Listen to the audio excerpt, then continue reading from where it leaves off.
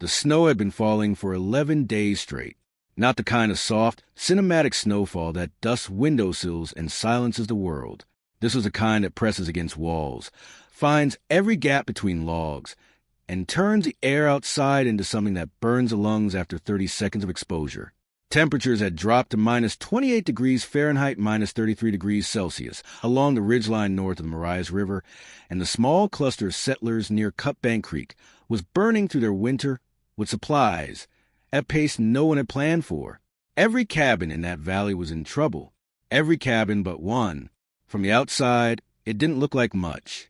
Half buried in a hillside, its roof barely visible above a drift of packed snow, the structure looked less like a home and more like something the mountain had swallowed. No one paid it much attention. It had no porch, no decorative trim, no sign of the effort most men put into making a cabin look like something they were proud of. It was short, squat, and dark. The kind of structure neighbors passed without slowing their horses. But inside, something was happening that the valley wouldn't fully understand until the worst of the storm had passed. The fire in that cabin burned slower than any fire should. The walls held heat that had no right to stay. And the man who built it, a trapper, quiet by habit and practical by necessity, was sleeping through the coldest night of the decade without adding a single log to the fire after midnight. What he had built wasn't magic. It wasn't luck. It was a result of years of watching heat behave, of learning the physics of cold not from a book, but from surviving it, season after season, in one of the most unforgiving landscapes in North America. This is the story of what he understood, and what the rest of the valley eventually had to admit. If you want a new piece of forgotten frontier engineering every week, techniques that were tested not in laboratories but in blizzards, subscribe now. Hit like if you've ever wondered why your house leaks heat no matter how much would you burn. And drop a comment below. Where are you watching from, and what's the coldest winter you've ever lived through? He wasn't the kind of man who talked about what he knew. Oral accounts from that region, gathered decades later by local historians along the Marias River corridor, describe him simply as the trapper from the North Ridge. He had arrived sometime in the early 1870s, alone, with 2 mules, a canvas pack, and enough tools to build a life from scratch. He trapped beaver and muskrat in winter, traded pelts at the nearest post, and spent his summers repairing and modifying his shelter with the focused attention of a man who had decided that warmth was not a comfort. It was a strategy. He was not a trained engineer. He had never studied architecture. But he had spent the better part of 15 years living in close contact with cold, first in the high country of what is now Alberta, then pushing south along the Rocky Mountain front, stopping wherever the trapping was good, and the terrain offered some natural protection from the north wind.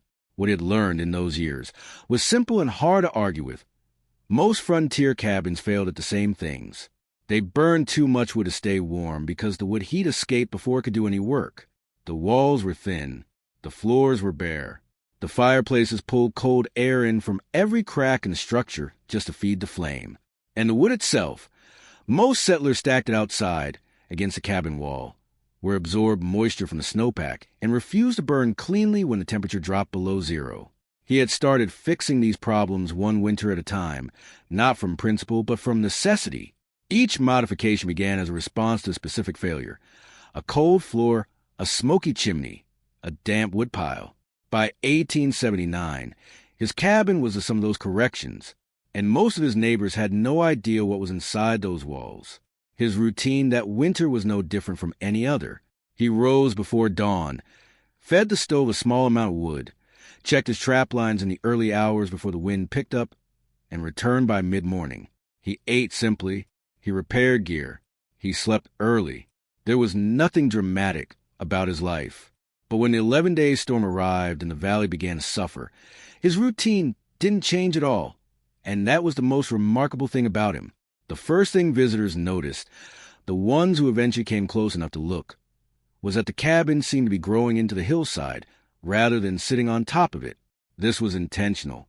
He had built the rear wall of his cabin directly against a north-facing slope, packing the embankment tightly against the back and sides with a mixture of sod, clay, and loose stone. This wasn't a dugout in the traditional sense. The front of the cabin was fully above ground, with a low door and 2 small windows facing south to catch what little winter sun the Montana plains offered. But roughly 60% of the structure's exterior surface was insulated by the Earth itself, which maintains a relatively stable temperature of around 40 to 45 degrees Fahrenheit, 4 to 7 degrees Celsius, even when the air above freezes solid. The effect was immediate and measurable. The Earth acted as a thermal buffer, absorbing cold slowly, releasing it slowly, and preventing the sharp overnight temperature drops that cause most frontier cabins to cycle between unbearable heat near the stove and freezing cold at the walls. But the earth berming was only one layer of the system. Inside the cabin, he constructed a low interior wall of stacked limestone roughly 18 inches thick, positioned approximately 3 feet in front of firebox. This wall had no decorative purpose. Its job was to absorb radiant heat from the fire, stored in the dense stone, which holds thermal energy far longer than air or wood, and release it slowly back into the room over the following 6 to 8 hours. A standard open frontier fireplace radiates most of its heat up the chimney. His limestone wall intercepted that heat before it could escape and turned the firebox into something closer to a slow-release heat battery. The floor was not bare earth or flat-cut plank. He laid a subfloor of river stones, smooth, dense, and heavy, beneath a layer of split log planking. River stones, like limestone, hold heat. In the hours after morning fire, those stones beneath the floor stayed warm long after the flame had died down, radiating upward through the planks and keeping the living surface of the cabin several degrees warmer than the air outside would suggest was possible. Finally, and most visibly strangely to his neighbors, his firewood was not stacked outside. It was stored in a low shed he had built connected to the cabin's south wall, with a shared interior access door. The shed had a simple ventilation gap at the roofline that allowed airflow without letting in precipitation, would store their dried throughout the summer and fall, and enter the winter season with a moisture content low enough to burn hot and clean, a significant advantage when wet wood in a cold firebox produces more smoke than heat. None of these features were invented by him. Earth shelter construction had been practiced for centuries across the northern plains by indigenous peoples who understood the thermal properties of the land far better than most European settlers ever would. The use of dense stone as a heat reservoir appeared in various forms across Finnish, Russian, and Central European peasant architecture. What he had done was combine several principles, thermal mass, earth insulation, dry fuel storage, into a single coherent system adapted to the specific conditions of the Montana frontier. To most people who saw it, it looked like a man who didn't know how to build a proper cabin. To understand why his system worked, it helps to understand what heat actually does inside a frontier cabin, and why most of those cabins failed so badly at keeping it. Heat moves in 3 ways: conduction, convection, and radiation. A standard frontier fireplace or cast iron stove produces radiant heat, energy that travels outward from the heat source in all directions. The problem is that most of that radiant energy hits the nearest surface, an air-thin wall, a bare floor, a single-pane window, and conducts straight through to the outside. The fire works constantly, burning large quantities of wood, and the cabin stays warm only as long as the fire is burning. The moment the fire dies, the cabin cools rapidly, sometimes dropping 30 degrees Fahrenheit, 17 degrees Celsius, or more within 2 to 3 hours on a cold night. Thermal mass changes this equation fundamentally. When heat is directed into a dense, heavy material, stone, brick, packed clay, earthen walls, it doesn't pass through immediately. It is absorbed and stored. The material heats up slowly, but once warm, it releases that stored heat back into the room slowly as well. The technical term for this capacity is specific heat capacity, and limestone, the material he used for his interior wall, has a specific heat capacity roughly 4 times higher than the dry air in a cabin and significantly higher than most wood. A well-built stone mass wall heated by wood fire in the morning can continue radiating warmth into the room for 6 to 10 hours after the fire has been reduced to coals. His subfloor of river stones added a second thermal mass layer below the living surface. Cold air, being denser, sinks, which is why frontier settlers frequently complained that their feet froze even when their face was warm near the fire. By warming the floor from below with stored heat, he reversed this dynamic. The floor became a radiant surface rather than a cold sink, and the room's temperature gradient, the difference between floor level and head height, shrank dramatically. The earth berming on 3 sides of the cabin addressed conductive heat loss through the walls. Earth at depth does not fluctuate with the outside air temperature. During a Montana winter, a wall buried in packed earth and clay might be in contact with material sitting at 42 degrees Fahrenheit 5.5 degrees Celsius on its outer face, rather than minus 20 degrees Fahrenheit minus 29 degrees Celsius exposed air. The effective temperature differential driving heat loss through those walls was a fraction of what it would have been for a freestanding log structure. Less differential meant less heat flowing out, which meant less would needed to maintain comfortable interior temperatures. The connected woodshed with interior access solved two problems at once. First, dry wood, with a moisture content below 20%, produces roughly 15 to 20% more usable heat per pound than green or wet wood, because the fire's energy is not wasted evaporating moisture before combustion can occur. Second, having the wood stored adjacent to the cabin's south wall meant it absorbed some solar gain during clear winter days and entered the firebox slightly above ambient temperature, a small but real advantage in extreme cold. Taken individually, none of these features was dramatic. Taken together, they created a shelter whose thermal performance was in a different category from every other structure in that valley. Word travels in small frontier communities, even in winter, especially in winter, when there is little else to observe and people's survival depends on knowing what others are doing, eating, burning, and building. By the second winter after the cabin reached its final form, people had noticed the strange shape of the structure on the north ridge. They had noticed a mound-like roofline, the absence of an exposed woodpile, the low entrance with its double-door arrangement, an outer door of heavy elk hide, and an inner plank door, creating an airlock vestibule that prevented the massive heat loss that occurred every time a standard cabin door was opened in cold weather. The comments were not hostile. They were something quieter and, in their own way, more dismissive. Amusement. "Looks like a badger hole," one local account recorded the neighbors saying, with a kind of laugh that carries no particular malice. Just the comfortable certainty of a man who believes he already knows the right way to do things. A carpenter from a near supply post, a man with 15 years of experience building structures across the northern frontier, reportedly shook his head after passing the cabin and remarked that the earthwork would trap moisture against the logs and rot the structure within 5 years. It was a reasonable concern, one that would have been valid for a poorly executed berm. He had not looked closely enough to see the drainage channel the trapper had cut at the base of the slope, nor the layer of loose gravel between the log wall and the packed earth, which prevented direct moisture contact and allowed the wall to dry between storms.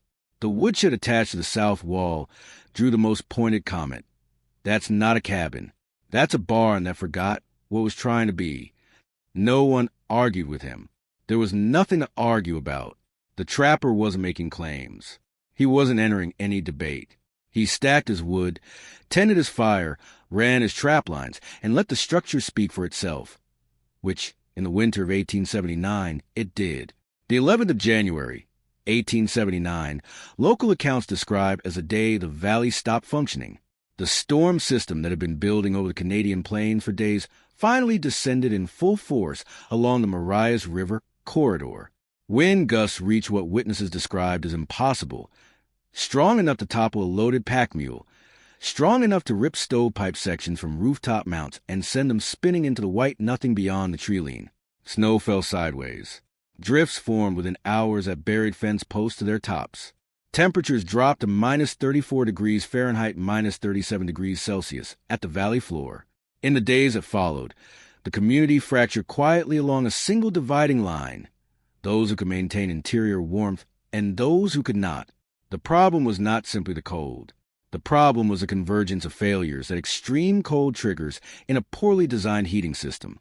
Firewood stacked outside froze in the snowpack and could not be separated into burning-sized pieces without hours of labor. Wet wood, forced into fireboxes out of desperation, produced thick smoke and little heat, reversing the draft in chimneys and filling interiors with choking air. Families reported spending nights with every available blanket layered on top of sleeping bodies, while the interior walls of their cabins accumulated frost. Several households burned through weeks of wood supply in days. Animals were brought inside. Children were kept in bed to preserve body heat. There was no panic. These were people who had chosen this life. But there was a grinding, exhausting attrition that tested every household's reserves. The trapper's cabin was different, not dramatically, not visibly. From the outside, it looked buried and silent. The chimney produced a slow, thin column of pale smoke that barely rose before the wind took it. The signature of a fire burning efficiently at low intensity, consuming little fuel, because the structure around it was doing most of the thermal work. Inside, the limestone heat wall was radiating warm stored from the previous morning's fire. The river stone subfloor was still several degrees above ambient. The earthen walls, indifferent to the wind screaming above them, maintained their steady 42 degrees Fahrenheit 5.5 degrees Celsius outer face. The wood in the connected shed, dry, accessible through an interior door never touched by the storm, fed the stove cleanly and completely. He added wood twice on the worst day of the storm. His neighbors, who would later compare notes, were feeding their fires every hour. Stay with this, because the number that came out of that storm is the one that ended the argument for good. And if you want this kind of story every week, subscribe now.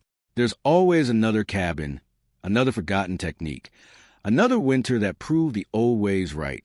When the storm finally broke on January 22nd and people began moving between properties again, comparisons started almost immediately. Not because anyone was conducting a study, but because survival arithmetic is impossible to avoid when you've just spent 11 days rationing your wood and wondering if you'd make it to spring. The numbers that emerged from those conversations, recorded in fragmentary form in local correspondence, and a single account in a territorial newspaper from that spring, were striking. His cabin maintained interior temperatures between 54 degrees Fahrenheit and 62 degrees Fahrenheit, 12 to 17 degrees Celsius, throughout the 11-day storm, without the fire burning continuously. On several nights, according to his own account relayed through a trading post operator, he banked the stove with coals at 10 p.m. and did not add fuel again until 5 a.m.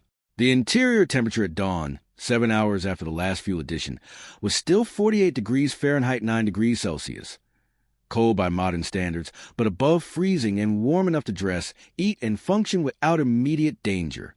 His neighbors reported interior overnight lows ranging from 28 degrees Fahrenheit to 35 degrees Fahrenheit, minus 2 degrees Celsius to 2 degrees Celsius. In their standard log cabins, conditions that, depending on the occupant's health and bedding, represented genuine risk for the most vulnerable, with consumption told an equally clear story. He burned an estimated 0.6 to 0.8 cords of wood over the 11-day period. Comparable households in the valley, of similar size and occupancy, reported burning between 1.5 and 2.2 cords over the same stretch. His system used, by rough calculation, somewhere between 40% and 60% less fuel to maintain better thermal conditions. The limestone mass wall, roughly 4 feet wide and 6 feet tall, approximately 1,800 pounds, 820 kilograms, of dense stone, had been storing and releasing heat continuously throughout the storm, acting as a buffer between the fire's irregular output and the room's thermal needs. The earth berming had reduced conductive wall loss by an estimated 50 to 70% compared to an exposed log structure in the same conditions. The dry firewood in the attached shed had burned at roughly 8,200 BTU per pound of wood, compared to 5,500 to 6,000 BTU per pound many of his neighbors were extracting from wet, partially frozen logs. None of these figures required instruments to validate. They were legible in the woodpile. They were legible in the faces of people who had slept warm versus those who had not. The first person to ask him about the cabin showed up 3 days after the storm broke. It was the carpenter, the same man who had said it looked like a barn that forgot what it was trying to be.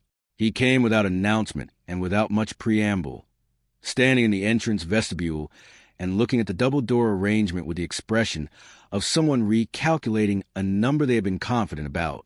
He didn't apologize. That wasn't the custom. He asked a question: how thick is that back wall? Over the following 2 weeks, according to oral accounts documented in a county history published in 1912, at least 6 other men from the surrounding area made their way to the North Ridge to look at the cabin. They were not students or theorists. They were practical men who had just survived a difficult 11 days and were already thinking about next winter. They asked specific questions. How far from the firebox is that stone wall? What size rocks did you use for floor? How do you keep the woodshed from rotting the cabin logs? He answered all of them, without ceremony and without embellishment. He showed them the drainage channel at the base of the berm. He walked them through the airlock vestibule and explained that the double door cut cold air intrusion by roughly half every time someone entered or left. He pointed to the river stones beneath the planking and said, simply, that a cold floor is a cold room, and a warm floor costs nothing if you plan it before you build. He did not claim to have invented any of it. When asked where he had learned about the stone wall, he mentioned, according to one account, having seen something similar in a structure built by Metis trappers in the country north of the Athabasca, a region where long winters had produced sophisticated vernacular solutions over generations, long before European settlers arrived with their standard rectangular log cabins and open fireplaces. The carpenter listened to all of it, nodded, and went home to start planning modifications to his own structure. There was no manual, no pamphlet, no formal instruction. What spread across that section of the Marias River Valley over the following 2 winters was not a doctrine. It was a set of observations passed from one practical man to another, each one adapting what he had seen to his own materials, his own hillside, his own available stone. Some built small interior stone walls near their fireplaces, not as precise as his, not as heavy, but enough to add meaningful thermal mass to a room that had previously held heat only as long as the fire was burning. A local account from 1881 describes a family who used a mix of river granite and packed clay for their heat wall, achieving what they described as a room that stays breathable until near morning, a modest benchmark by modern standards, but a genuine improvement over waking the frozen water buckets at 3 a.m. Others focused on the woodshed modification. It was the easiest to implement without rebuilding from scratch. Construct a covered shed connected to the south side of the cabin, with interior access, ventilation at the roofline, and a raised floor to keep the bottom layer of wood off the ground. By the winter of 1881, several properties in the valley had some version of this arrangement, and the conversations about wet wood and failed fires had largely disappeared from the community's seasonal complaints. The earth berming was adopted more slowly. It required planning at the construction stage, and was difficult to add to an existing structure. But new cabins built in that area through the early 1880s began to show a characteristic that older ones lacked: a deliberate orientation toward the south, a low profile on the north and west faces, and in several cases a partial hillside integration that reduced exposed wall surface by 30 to 40%. None of this was called anything. It had no name, no attribution, no inventor story attached to it. It was simply what people in that valley had learned was better. By the time the winter of 1883 arrived, another severe season, by territorial accounts, the community as a whole burned through its supplies at a measurably lower rate than it had 4 years earlier. The trapper had not become a famous man. He had not sought recognition. He had simply built something that worked, and the work had spoken for itself in the only language that mattered on the frontier, who stayed warm when the storm arrived. There's a version of the story that makes him a genius, a lone visionary who saw what no one else could see, who was mocked by lesser minds and vindicated by the cold truth of physics. That version is too simple, and he would not have recognized himself in it. What he actually was is something more useful, a careful observer in a situation where carelessness had consequences. He had lived through enough bad winters to understand that most cabin heating failures were not mysteries. They were predictable outcomes of specific design decisions. The wood stored outside would get wet. The floor would be cold because cold air sinks. The single thin wall would bleed heat all night. The fire would pull cold air in through every gap just to feed its own draft. These were not catastrophes. They were engineering failures, and engineering failures have engineering solutions. He had found the solutions by watching what worked across cultures and across terrain. The earth shelter construction he observed in indigenous and Metis building traditions on the northern plains. The thermal mass wall in various forms across European vernacular architecture, from the Finnish masonry stove to the Kong-heated bed platform of northern China. Traditions that had arrived, fragmented and adapted, in the knowledge carried by trappers, traders, and immigrants across the frontier. The dry woodshed was pure logistics. Control what you can control, and fuel is something you can control if you plan far enough ahead. None of it was complicated.